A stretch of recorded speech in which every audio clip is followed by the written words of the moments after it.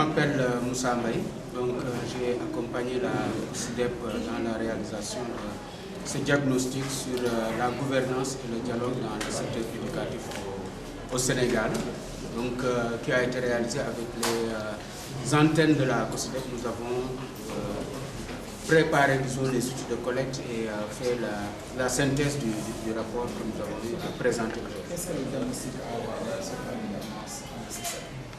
En fait, ce diagnostic, ça consiste à voir est-ce que nous allons dans le bon sens en termes de pilotage du système, de ce que le paquet, là où le paquet, donc c'est le plan sectoriel éducation-formation au Sénégal, veut amener le Sénégal et les Sénégalais en 2030.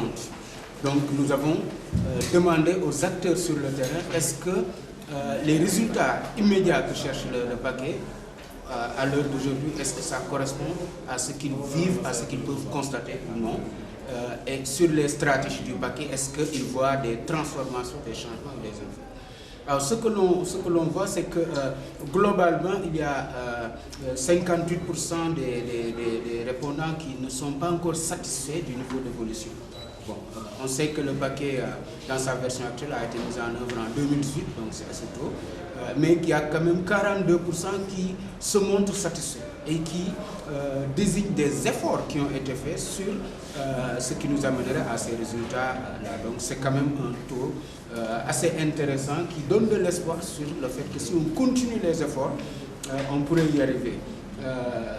De la même manière, sur les stratégies, les acteurs voient des transformations dans notamment le fait que les acteurs centraux changent leur rôle et ne se mettent plus à administrer directement, mais laissent de l'espace aux acteurs à la base, envoient des moyens jusqu'aux établissements, permettent aux communautés et aux élus locaux d'être plus responsables dans la gestion de ces établissements-là.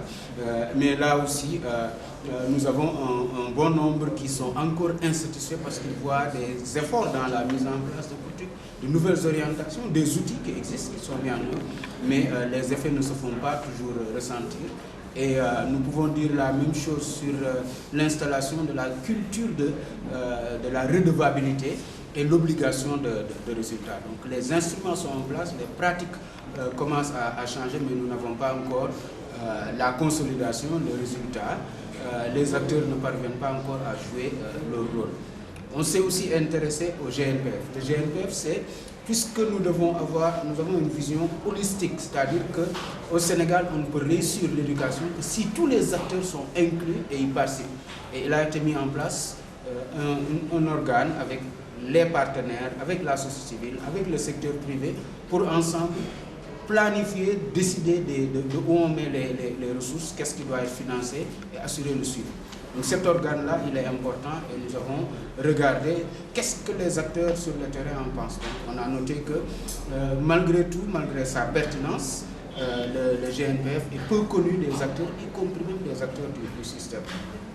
Sa composition, elle est très diverse, très représentative, bien appréciée, mais on souhaiterait que les acteurs de la société soient beaucoup plus représentés au niveau de ce groupe national des partenaires de l'éducation et de la formation. Et quels sont les